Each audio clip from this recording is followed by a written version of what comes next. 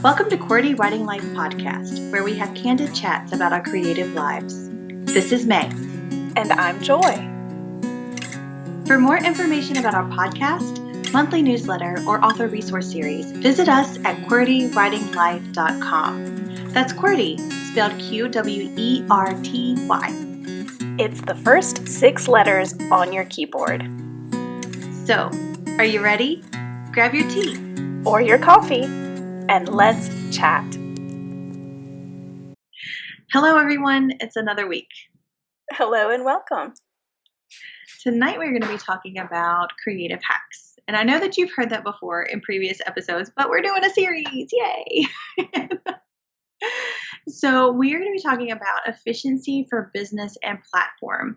The thing here, though, is that when we got to looking at our notes and doing our brainstorm for all of this, we realized that it was going to be too much information to put into one episode. So this episode, we're going to be talking about efficiency for business, and then the next episode will focus on efficiency for platform. So we got good stuff coming up for you guys in both of these episodes. Next episode, we are not going to be doing a creative week because we're going to record both of those this time. So don't be sad if you don't get to hear what we're working on next episode, but be really excited about the really cool things that we're going to be talking about for platform because we got some good ones for you. But before we talk about any of this, we're going to talk about our creative weeks. So, Joy, what did you do? So I've been super busy. I've got every good thing. It's getting very close to launch. It's coming up soon, but I've been in the middle of initial revisions for one good thing. And that's the one that's coming out in the spring. So kind of juggling the 2 books. But I did take a little break last week to take my daughter to her very first in-person concert. Yay! Who'd so you we see? can have those again. We got to see Thomas Rhett and his dad, Rhett Akins, and Gabby Barrett. So, nice. Yeah. Nice. Super fun lineup. We went with my sister. It was at the Wharf in Orange Beach, and fun times were had by all. Yay. So what about you? Tell me about your creative week. This has been a fun week. We have been preparing. That's not the right word. Preparation. We've been preparing for the start of the school year. And so we've had some general registration preparation. We are also a part of the orientation team. So we've been prepping for that, ordering supplies, and also prepping for our next recruitment season. So the summer is not a rest time for an admissions office. It's actually a time where you kind of speed up a little bit more. But this preparation is so good because it gives you a good foundation for the recruitment season. So that generally runs a lot better when you have the good preparation during the summertime. And I love that you said, having that preparation time, that foundation time and stuff like that, because that goes perfectly into our topic today. Because I feel like a good number of our little hacks here for business and platform have a lot to do about that, with that foundation and the preparation for things. Yeah, I was honestly, Joy, I'm glad you said that too, because when I was saying it out loud, I was like, well, that's a really good segue. Yeah. It's like, we did not even plan this, people. We're just that good. But it's also true. It's also true. It is. So we're going to split this episode up into 2 different sections. We're going to talk about efficiency hacks for the business realm of your creative life. and then our next part will be about platform and branding. So we have a few things for you in both of those areas. Yeah.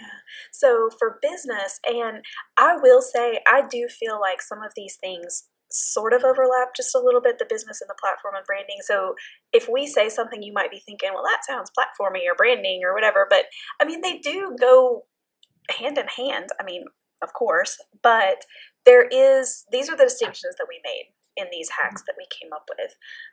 So for business, the first thing that comes to mind as far as a hack for your business is templates, okay? And for templates, this comes in many shapes, forms, and sizes and purposes.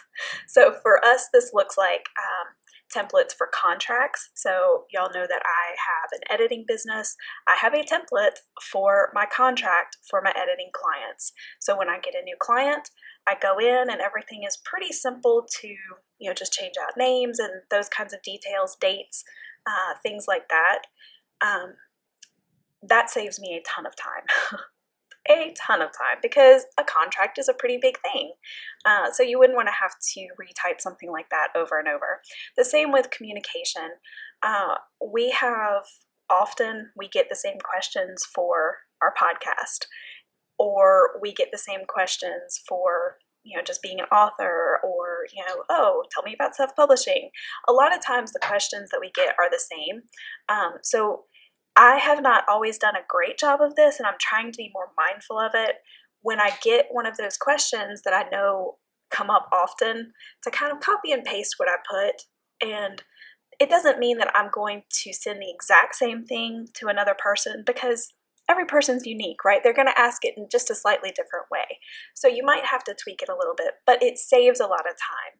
And that way you can give the same information to another person to be helpful for them, but you're not taking so much of your time. And another thing, and this is something that's been huge for me, and also for podcasts, because we've done this for podcasts, publicity kits. Now this is going to look different depending on what kind of creative you are. Specifically for us, for writers, we have usually a media kit for sure. And then I also have a library kit and a bookstore kit. Now, each one of these kits is very similar. They have a lot of the same things, but there are a few little tweaks. So thankfully, I have my templates, and I can just kind of tweak them for the intended audience, and they're there. We have a media kit for our podcast that we can it's in our drive. We can send it to anybody that we need to, at the click of a button. But also, these are saved as templates. So for example, with books, you want to have these kinds of kits for, each book that you do. So I have it set up to where basically all I have to do is switch out the image of the book cover, switch out the ISBN, the price, those little things that do change, obviously the description. And at that point, it's all a lot of just copy and paste. But the template's already made. It's already got my information, contact information, ways to reach me, and that stuff's already on there. That doesn't change.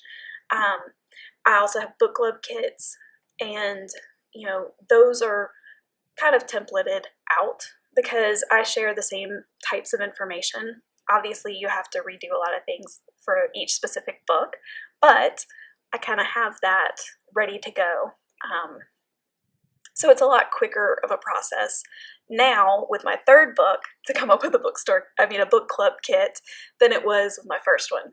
So now I kind of know, okay, this is what I'm going to give them, and you got to go from there. So that's one hack, and I feel like that's a huge one. I feel like that covers a lot of aspects of business. Just having those templates and those things in place at right at your fingertips, that's a huge deal. Then you can also have service swaps. And this is a big thing. This is something that, we've talked about this before, so I'm not going to say a lot about it. I've done this recently where I'm doing editing for a client who just happens to be a marketing person. So we're going to swap part of this, and she's going to do some marketing stuff for me while I'm doing editing for her book, and it's great. So that's a great way to just save time and money for things like that. And then the third little business hack that I have to share with you guys I was about to say this evening, but whenever you're listening to this, is to have a business plan or a business goal. And this goes back perfectly to what May was talking about having that foundation and that preparation time. So this is something that, honestly, this is going to take you a lot of time. If you're going to sit down and put together a business plan, it will take a long time. But you do it once and then you come back to it, and it helps remind you of why you're doing this in the first place. It will help you narrow your decisions, remind you of your goals behind this business. It'll help you narrow your decisions, keep your motivations high when trouble comes. So at the very least, you need to have some sort of idea of where you want to go with this creative thing. So if you feel like you're not to the point where you need a full-blown business plan, I'm not going to get an LLC right now, like that's just not where I am in my creative stuff, you can at least have like a business goal so that you kind of know where you're going with this thing that you're doing. Are you in the process of figuring out if you can make your creative endeavors a business? Okay, well then that's your goal. So these are just kind of the things that you need to sit down and really think through, and it's a whole thing and a whole topic in and of itself. But if you put in that time at the beginning, you set yourself a good firm foundation, it's something that you can either add to, or you definitely can come back to it often whenever you have decisions to make, whenever you're doing new things or considering new paths for your business. And it's also something that you can adapt as your business grows and as you grow as a person and a creative. So, I think I would add one thing to a minimum to the business plan. So yes, you definitely need to know where you need to go. I would have to add that you need to know why you want to get there. oh yes, It's our remember your why. Yeah, I think that that's just as important as your goal, because when things do get tough, and they will get tough, friends, when they do get tough, that's the thing that's going to keep you going. That why you want to get there. That's the thing, because generally that's attached to some sort of deep-seated passion or some sort of emotion that's really strong that you can remember, and you can put one more foot in front of the other, and then put one more foot in front of the other based upon that feeling. And so I would, yes, definitely know where you're going, but if you're not going there for a really strong reason, then I don't know if that's going to get you out of bed in the morning. Yeah, that is so true. I actually have my why is right there on my vision board, my or whatever you want to call it. I know everybody calls it a different thing, but it's right above my computer, so I look at it often. Yeah. And so my why is something pretty specific too. And I have a tendency to be a little scatterbrained, or maybe not scatterbrained. I'm squirrel brained. That's the thing. There are all of these things where I'm like, ooh, let's do this. Ooh, I want to do this, and this over here too. And so currently my why deals with a particular type of thing to write. And so when I get distracted on, you know what, I really want to try screenwriting, or I really want to try something else that doesn't fit in that why, I can be like, nope, I'm going to focus on this right now. And this is what I really need to focus on. And I haven't finished this project for that goal and that motivation. But I do write it down. Like, I do keep those shiny new ideas in a place, in a notebook or in a drive or something like that. And so I have a couple of places. So sometimes you're not always close to your Google Drive and you have a notebook in your purse, and that's what happens. But they do get translated into my Google Drive, and I have like a in process or ideas folder there for that kind of thing. But that whole purpose, like the reason why, is something that keeps me from veering off on these little adventures that I don't have time for. And here's the thing, there's nothing wrong with adventures. There's nothing wrong with that. I just have very little time and to devote to writing anyway. So if I don't use that time wisely, then nothing will ever get published. Yeah. And that's not something that I want. So important. Yes. I'm at that. Okay. A hack that I had for business actually falls into your template category, but it's a particular kind of template.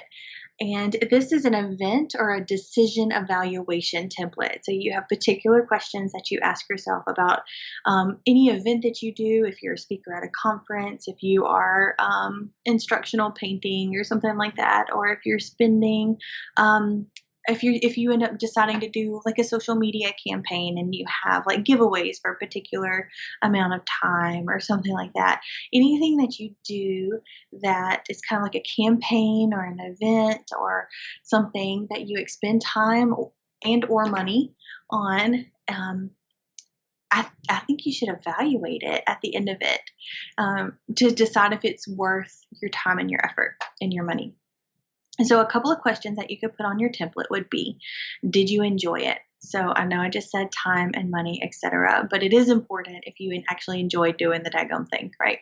So did you like it? Was it fun? How much money did it cost you to do this? Not only money, but also time. How much time did it take away from other creative endeavors and producing products and stuff? And that I think is huge too, because sometimes we don't value our time the way that we would value our time in the regular workforce. So your time does cost money when you're looking at it like a business. And so you do need to pay yourself. What were the quantitative results of the event or the decision? So these are things that you can put numbers to. So if you spoke to 4 people, or if you sold 5 books, or if someone decided to hire you as a coach, or private lessons in your fitness club, like there are ways that you can look at this. And I know a lot of the times I'm a qualitative person naturally. So measuring quantitative results is not something that is the first thing that comes to mind whenever I'm like, yeah, this was a great event. It's more of the, did I enjoy it kind of a thing. And sometimes the way the time that I had in an event kind of clouds the actual results of it in my mind. And so this is going to give you something that you can hold on to let you know that you got 12 newsletter subscribers in this one, from this one event, and that was worth it or something, And so you also want to remark on what went well, and you also want to remark on what went poorly. If you hosted the event, because this might be a thing too, if you were the one who put on the event, what were things that you would do next time if you decide to host the event again? Like what changes would you make? It's good to mark those down as soon after the event as you can. Don't let weeks go by to fill out one of these evaluations, because you're not going to remember things the way that they were exactly, because you're going to justify things and you're going to talk yourself out of things, and then you're going to make something that maybe was just a little bit bad really terrible in your mind or something like. So you start having all of these rationalizations, and I don't know, you start, the memory is not as pure as it is the first day after an event. So another thing is just like a straight pros and cons list. I love a pros and cons list. And then at the end of that, go ahead and answer the question, would I do it again? So here's what happens if you don't do something like this. You're planning, if you're like me, this is what happens. You're planning your next year's stuff. And you're like, oh, I want to do this and I want to do that. And you're putting all of these things on your calendar, and you're getting kind of nostalgic, and you're really excited about this next year and all of these new goals that you've put into place. And you're like, this is the year, this is my year. And then you get to this event and you're so like high on emotions that you're either going to get nostalgic and be like, oh, this was so wonderful, I'm going to do it again. But it garnered you no quantitative results, and you're just going to waste your time doing the event again. Or you're going to not do the event because of some sort of memory or feeling or something, but it ended up being one of your most profitable events that you did last year. And you're not going to take that into consideration because you just don't know. So those are two extremes, and I realize that there are two extremes. But and your thing could come right there in the middle, but it gives you something tangible to hold on to make a good decision after an event. So That's something that I consider a business hack. And then the next thing would be collaboration. So I love collaborations. I love being able to get your business name and your author name, your creative name out there in the world. And this is one way that you can do it in kind of mass. So you pair up with somebody. You can be in the same medium or you can be in different mediums, and you can work toward a shared output or shared goal. So maybe you're part of the farmer's market or the craft market or something like that, and you and another creative decide to share a table. Or maybe you come up with some sort of mixed media product that gets you in front of their audience and gets them in front of your audience.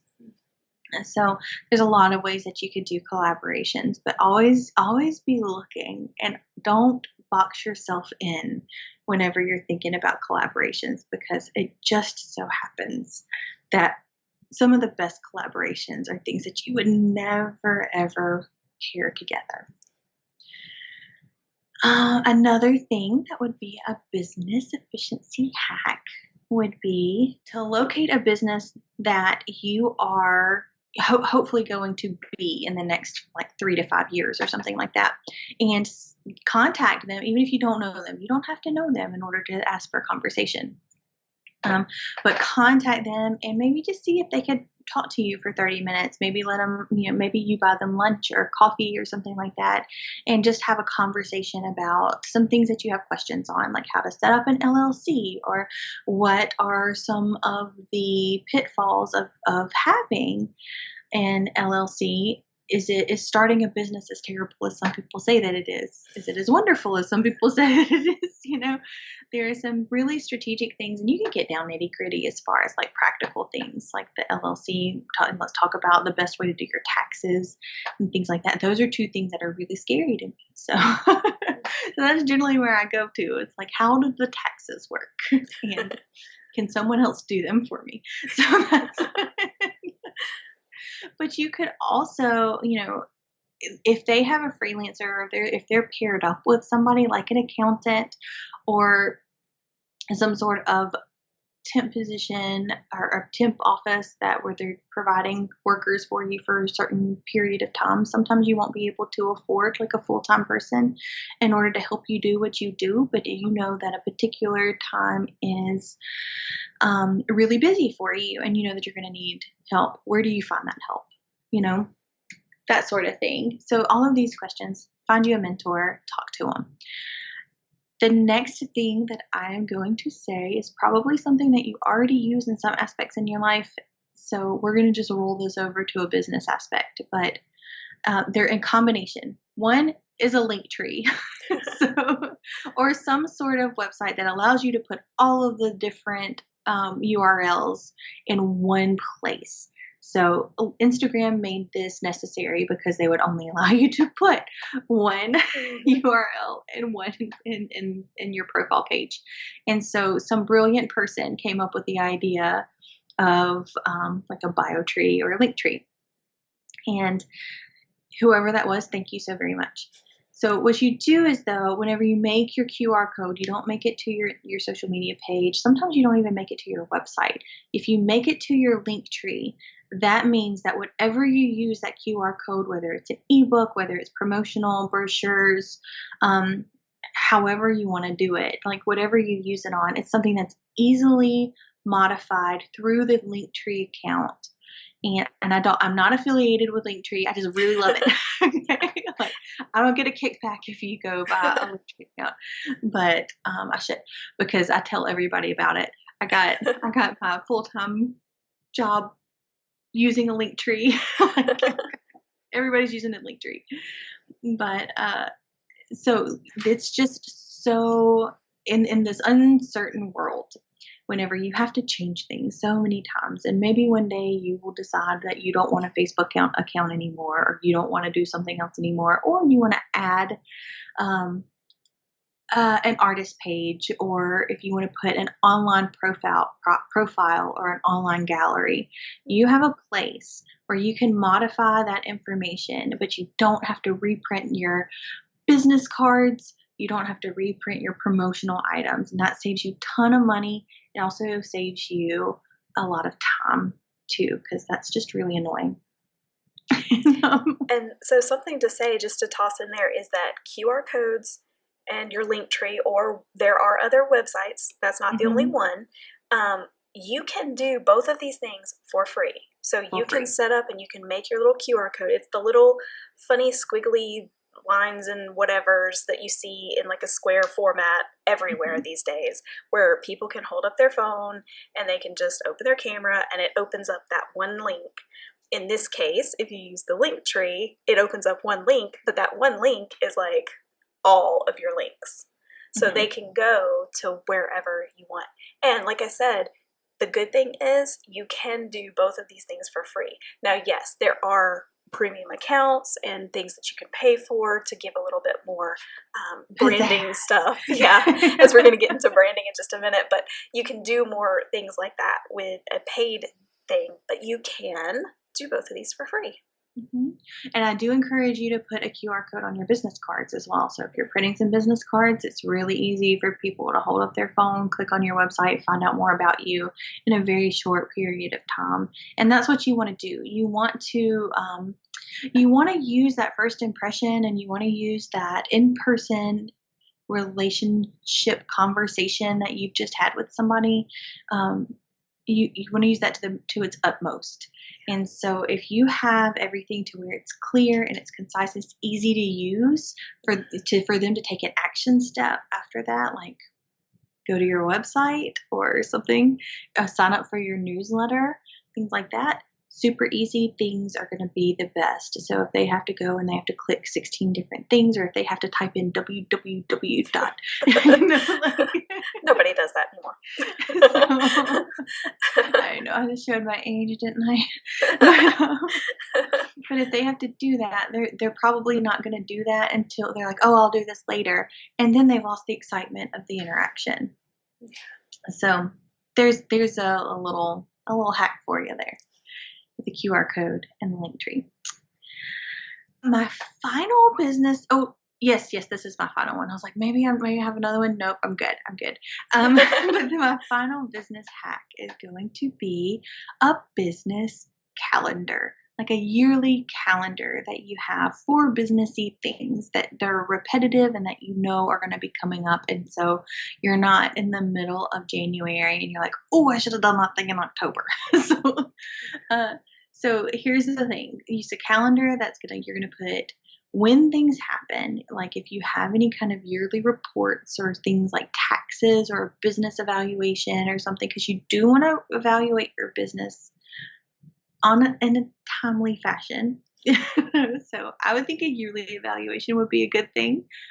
Some people might think a 3-year evaluation.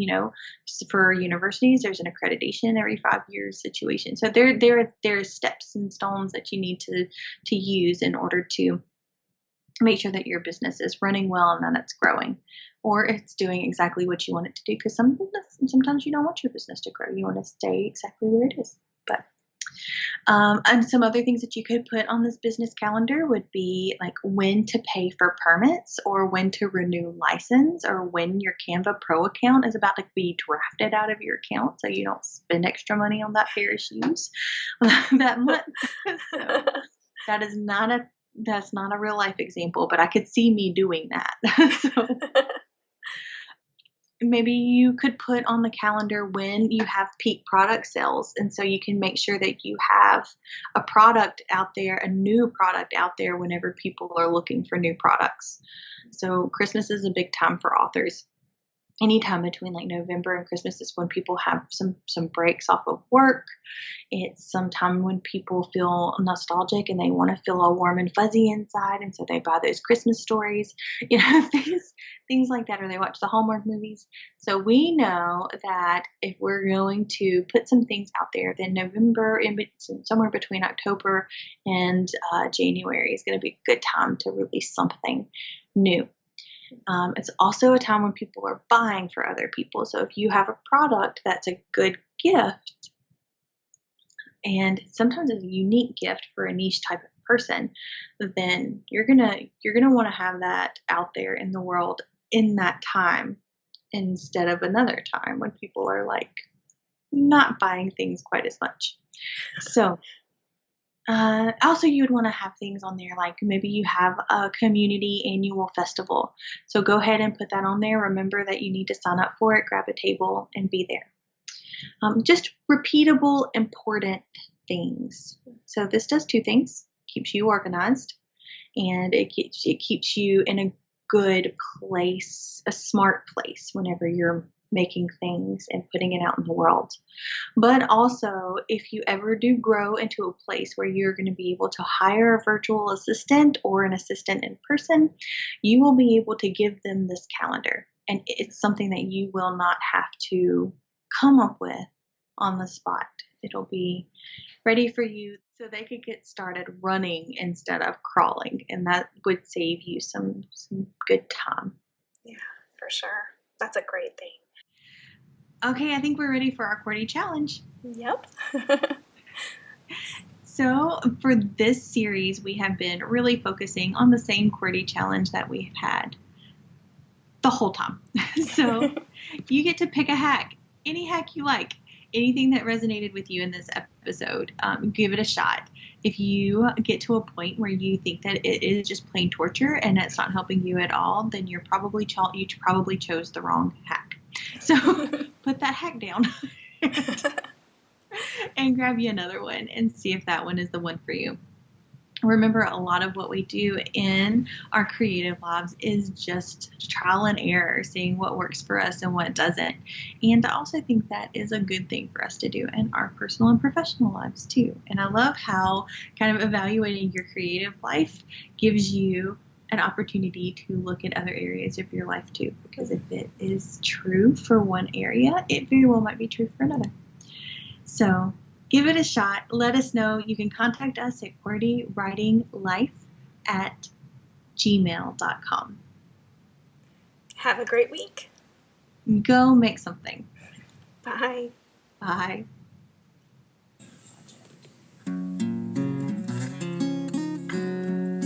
Thanks for tuning in. We hope this episode encouraged you.